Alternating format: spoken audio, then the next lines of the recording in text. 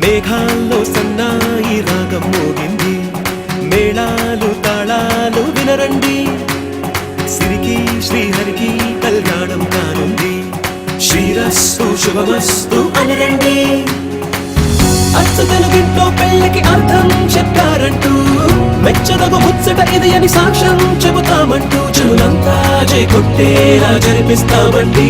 అందాల కుందనపు బొమ్మవని జత చేరుకున్న చంద్రుని, వందేళ్ల బంధమై అల్లుకుని చెయ్యందుకోవటే ఓర